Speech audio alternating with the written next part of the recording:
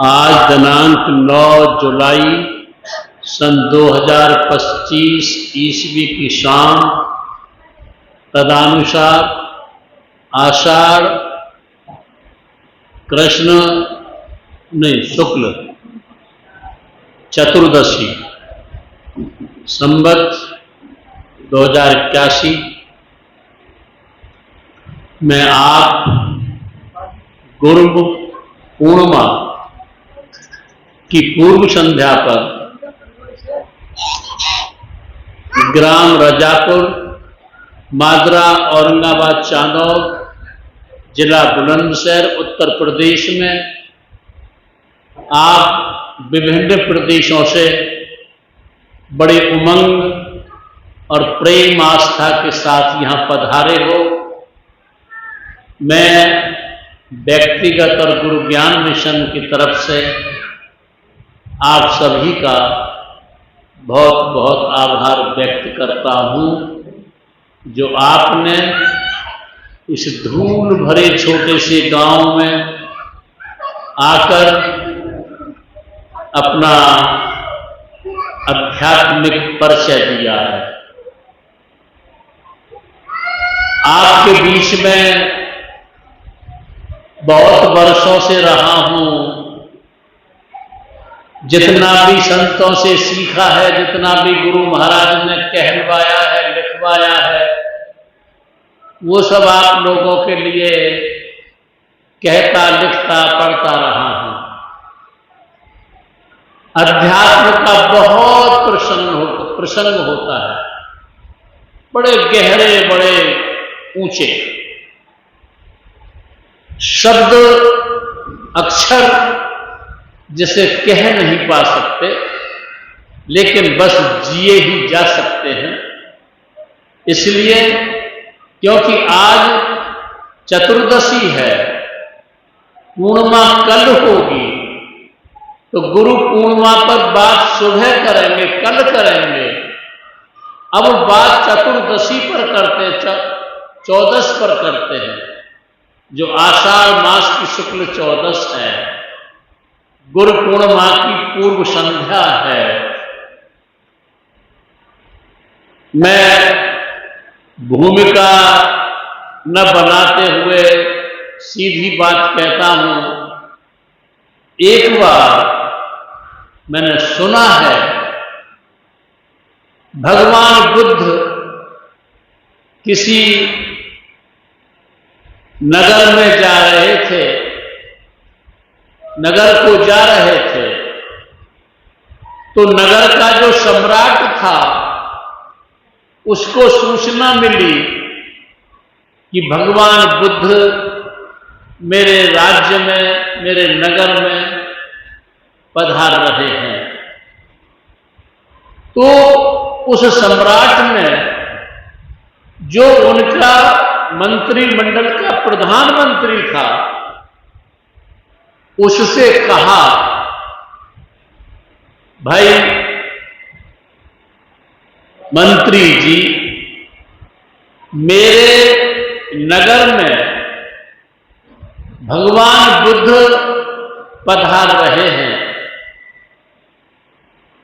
मैं आपसे एक सलाह लेता हूं, क्या मुझे उनके स्वागत के लिए, सम्मान के लिए, जो नगर का द्वार है उस पर पहुंचना चाहिए? क्योंकि पहले से आज भी हर नगर के, हर गांव के द्वार होते हैं, दरवाजे होते हैं जिनमें शुरुआत होती है। ऐसे समय मुझे नगर के द्वार पर भगवान बुद्ध के सम्मान में, स्वागत में पहुंचना चाहिए। तो उस मंत्री ने, जो प्रधानमंत्री था, उसने कही, सुनो साहब, उसने इस्तीफा लिखा कागज पर और कहा, ये लीजिए, मैं आज से आपके प्रधानमंत्री पद की सेवा से मुक्त हो रहा हूं, मैं आपकी ये सेवा नहीं कर पाऊंगा। जब प्रधानमंत्री ने सम्राट से ये कहा कि मैं आपकी सेवा नहीं कर पाऊंगा, तो सम्राट ने कहा मैं तुम्हारा मतलब समझा नहीं। मैं तो तुमसे प्रधानमंत्री होने के नाते सलाह ले रहा हूं कि भगवान बुद्ध एक भिखारी है, भिक्षु है, भिक्षा करके अपना भरण पोषण करता है, और मैं एक सम्राट हूं। क्या मुझे उस भिखारी के स्वागत में, सम्मान में अपने नगर द्वार पर जाना चाहिए? मैं तो एक सलाह ले रहा हूं और आप हैं कि मुझे इस्तीफा त्याग पत्र लिखकर दे रहे हैं। मैं इसका कारण नहीं समझ पाया। उस प्रधानमंत्री ने कहा,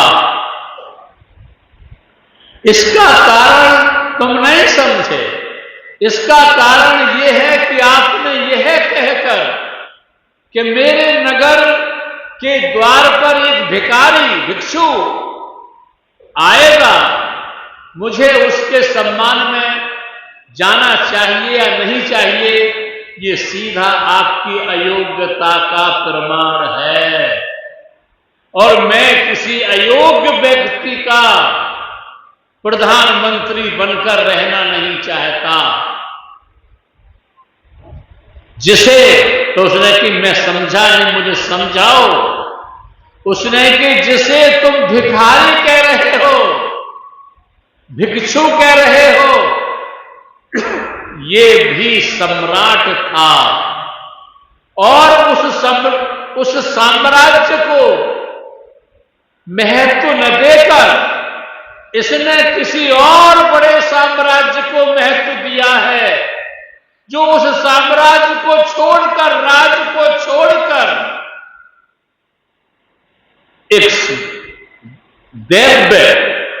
एक विशाल राज्य की ओर बढ़ रहा है।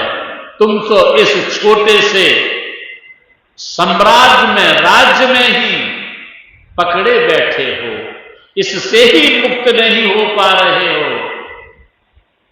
और वो इसको छोड़कर, त्याग कर एक महासाम्राज्य, जिसको तुम जैसे सम्राट नहीं जान पाए, उस साम्राज्य के लिए बढ़ रहा है।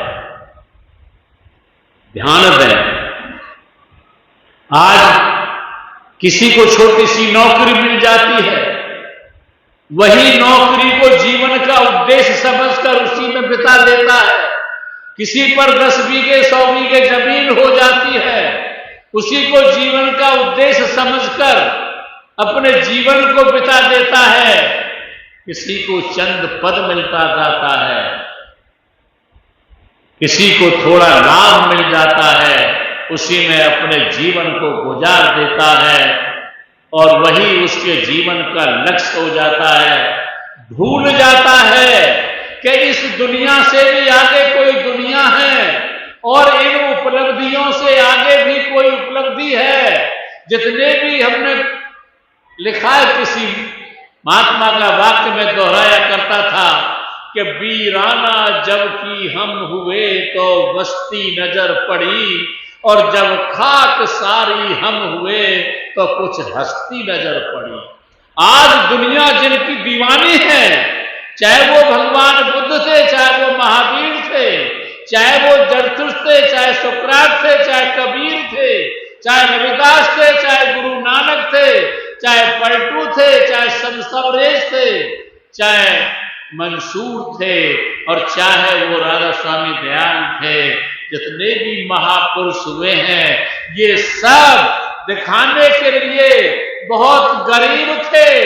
कपड़ा बुन के, जूते बुन के, खेती करके, दुकान करके अपना गुजर बसर करते थे, लेकिन इनका साम्राज्य रूहानियत, अध्यात्म की बहुत ऊंचाई पर था। जैसे भगवान बुद्ध साम्राज्य को छोड़कर और अरहत पद को प्राप्त हुए, निर्वाण पद को प्राप्त हुए, सचखंड नामी धाम के निवासी बने। कुछ लोग बस संसार को अच्छा सा, संसार में अच्छा सा शरीर मिल जाता है, अच्छी पत्नी मिल जाती है, पुत्र मिल जाते हैं, जमीन मिल जाती है, व्यापार मिल जाता है, अच्छा कोई पद मिल जाता है, नौकरी मिल जाती है, कुछ लोग नमस्ते करना शुरू कर देते हैं, बस उसी में अपने अमूल्य जीवन को बर्बाद कर देते हैं। तुम जो यहां आए हो गुरु पूर्णिमा के पर्व के लिए आए हो। गुरु पूर्णिमा उन्हीं लोगों के लिए है जो होश की जिंदगी जीते हैं। गुरु पूर्णिमा उन्हीं के लिए है जो दुनिया की पिछली टेकों से, रीत रिवाजों, रस्मों, दुनिया की मान्यताओं, धारणाओं, मुर्दों की गाथाओं, कल्पनाओं, अंधविश्वासों और पाखंडों से निकलकर किसी सतगुरु की शरण में पहुंच जाते हैं। उन्हीं के जीवन में तो गुरु पूर्णिमा का महत्व होता है। जो शराब में, मांस में, जुआ में, व्यभिचार में, कपट में, छल में, धोखे में, हिंसाओं में, सीना झपटी में, दूसरों की हत्या करने में बेहोशी का जिंदगी जी रहे हैं, उन्हें गुरु पूर्णिमा से क्या लेना देना? वो क्या जाने गुरु पूर्णिमा क्या होती है। गुरु पूर्णिमा तो वही पतंगे जानते हैं जिन्हें समा की जरूरत होती है। और अभी जब मैं आ रहा था, एक प्रेमी कहते थे, जब तुम कभी कोई प्रवचन करते हो तो अपनी प्रवचन माला में किसी न किसी संत महापुरुष के मोती को पिरोते हो उस धागे में। मेरा उद्देश्य उन जो पहले गुजरे हुए संत महात्मा हैं उनका जिक्र करके मैं आप लोगों को उनके जीवन की प्रेरणा दे करके तुम्हें अध्यात्म की ऊंचाई पर पहुंचाने के लिए जो हमसे पहले महापुरुष गुजर चुके हैं उनके मोतियों को पिरोया करता हूं। गुरु पूर्णिमा कल है। गुरु पूर्णिमा के विषय में कल बातें करेंगे। आज केवल पूर्व संध्या है, चतुर्दशी है, इस पर बात करते हैं तो मैं मोती पिरो रहा हूं आपके सामने। आज की प्रवचनमाला में संत अप्या जी, कुछ लोग नया नाम सुन रहे होंगे। दक्षिणी भारत के यानी साउथ इंडिया के कर्नाटक प्रदेश में हासन जिले में एक बेल्लूर नाम का कस्बा है जो बहुत बड़ा ऐतिहासिक है, जहां राजाओं का, मीना राजाओं का किला, उसमें भटकल नाम का स्थान, गांव है। और वहां पर रामराव जी के घर संत अप्या जी का जन्म हुआ था। बहुत धार्मिक माता पिता थे। भटकल गांव में एक धर्म स्थल था, मंदिर था, जहां पर योगी, सन्यासी, महात्मा आते जाते रहते थे। और संत अप्या जी को बचपन से ही परमार्थ की तरफ, परमात्मा की तरफ रुचि बढ़ गई थी। मां की तरफ रुचि बढ़ गई थी। पिता ने सोचा कि ये वैराग्य की ओर, संन्यास की ओर न चला जाए, इसलिए उनकी शादी कर दी 15 वर्ष की अवस्था में ही। लेकिन संत अप्या जी बहुत शुरू से ही बचपन से बहुत योग्य थे, धार्मिक थे, गाना बजाना और कन्नड़ भाषा जिसे कनाडी भाषा भी कहते हैं कि विद्वान थे। उन्होंने सब धर्म ग्रंथों का अध्ययन किया था, उसमें रुचि लग के हर महात्मा के पास जाते और यही बात करते, जगत की उत्पत्ति कैसे हुई, इसकी प्रलय कैसे हो जाएगी, इसका रचयिता कौन है, मरने के बाद हम कहाँ जाएंगे, इसी शरीर में हम क्यों आए हैं, ये महात्माओं से इन प्रश्नों को पूछा करते थे। एक बार भटकल में इनके गांव में कुछ महात्मा आए, एक महात्मा बहुत अच्छे जिनका तेजोबल है, प्रकाश था शरीर चेहरे पर, उनसे बड़े प्रभावित हुए और उनसे कहा मुझे आप परमात्मा का भजन करना, क्योंकि हमारे यहां भारतीय संस्कृति में मूर्ति से अमूर्ति की ओर, अक्षरों से निरक्षर की ओर, हमारे यहां जो मूर्तियां बनाई गई हैं देवी देवताओं की, अवतारों की, वो इसलिए बनाई गई है कि उनके माध्यम से अमूर्ति की ओर चले जाए। तो उन्होंने कहा पंचाक्षरी इसे करो। तो और उन्होंने कहा आप बेल्लूर, पास में ही बेल्लूर है, वहां पर विमलानंद नाम के महात्मा हैं, आप उनसे जाकर के आप गुरु दीक्षा लेकर और अंतर के अभ्यास से जुड़ जाइए, और जो पंचाक्षरी यहां पर दी जाती है, पंच यज्ञ आदि जो किए जाते हैं, शिवो अहम, जो शिव को पंचाक्षरी कहते हैं, शिवो अहम 5 अक्षर, इनको अंदर में अनुभव करो। तो संत अप्या जी बेल्लूर में विमलानंद जी महाराज के पास गए और वहां उन्होंने अंतर का अभ्यास सीख करके बस अपने न रहे, घर छोड़ दिया। उनके कन्नड़ भाषा में बहुत पद हैं और गुरु भक्ति पर तो उनके पद ऐसे हैं जो अद्वितीय कहे जा सकते हैं, बहुत प्यारे कहे।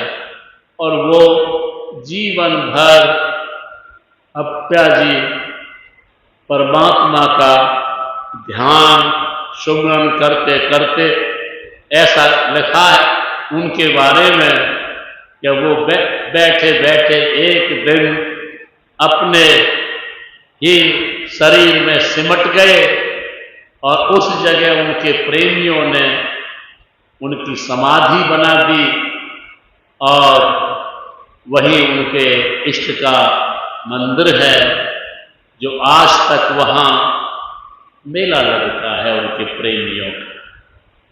तो मैं इस संत अप्या जी के मोती प्रोनेस्ट के बाद एक निवेदन करता हूं, और निवेदन ये करता हूं कि आज चतुर्दशी है, कल गुरु पूर्णिमा होगी।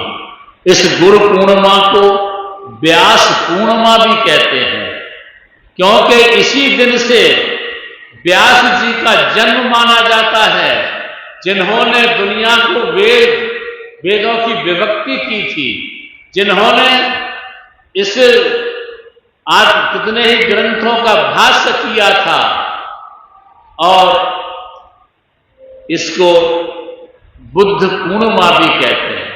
वैसे बुद्ध पूर्णिमा उसमें कहा जाता है जिस दिन उन्होंने, वैशाख की पूर्णिमा पर कहा जाता है जिस दिन बोधि वृक्ष के नीचे गया में उन्होंने परमात्मा निर्वाण अरहत पद पर प्राप्त हुए थे, उसे बुद्ध पूर्णिमा कहते हैं। इसको भी बुद्ध पूर्णिमा इसलिए कहते हैं कि उन्होंने सारनाथ में जो उत्तर प्रदेश के सारनाथ जिले में उन्होंने अपनी प्रथम उपदेशना की थी, इसलिए बुद्ध पूर्णिमा के नाम से भी इसे कहा जाता है, व्यास पूर्णिमा कहा जाता है।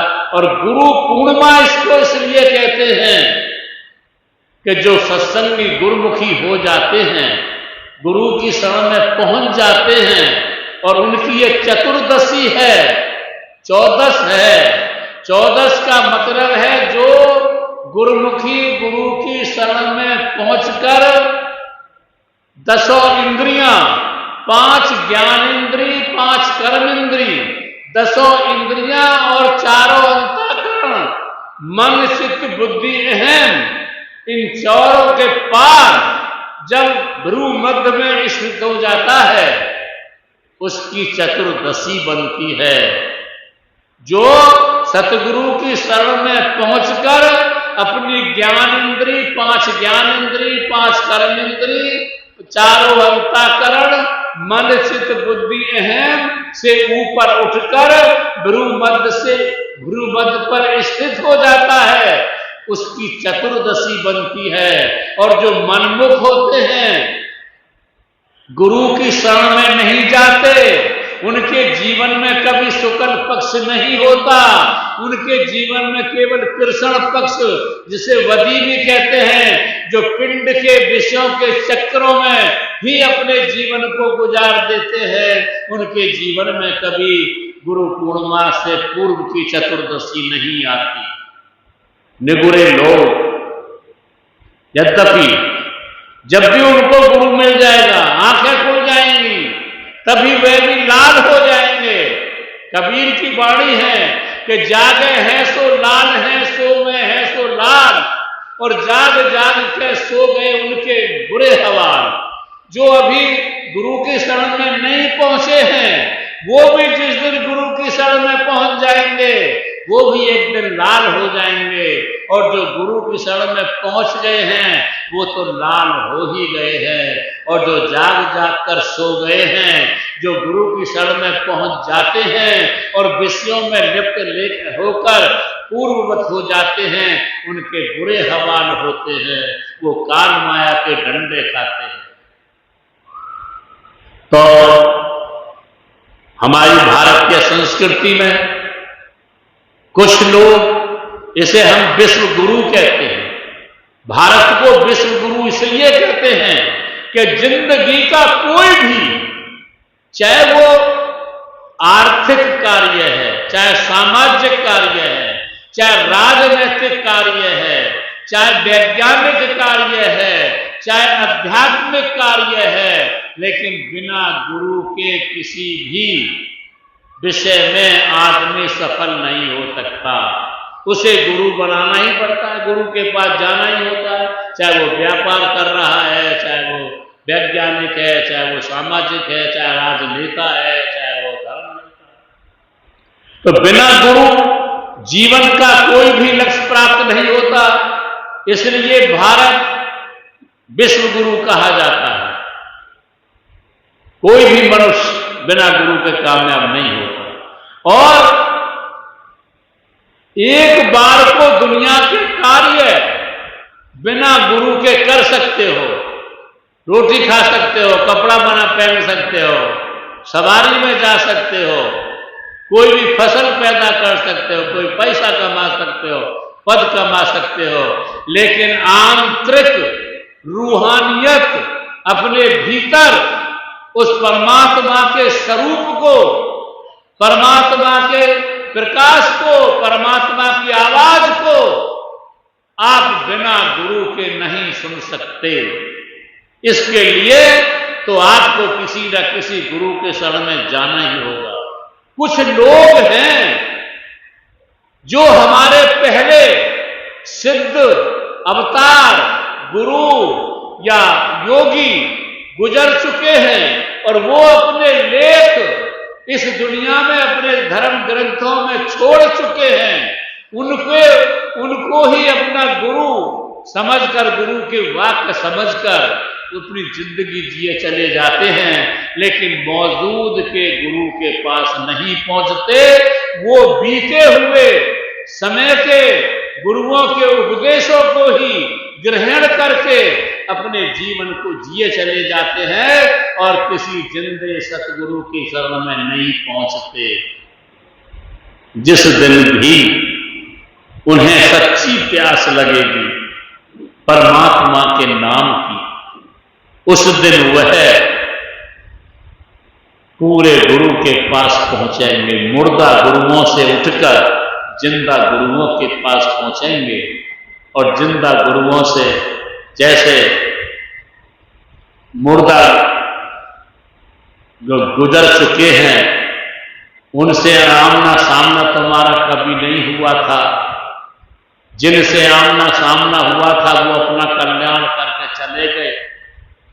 तुम्हारा आमना सामना मौजूद के गुरु से होगा, तुम भी मौजूद होगे शरीर में, वह भी मौजूद होंगे, तब तुम्हें वो अशरीरी भेद देखकर तुम्हें सतगुरु जो शब्द गुरु है उससे जोड़ने का अभ्यास करेंगे।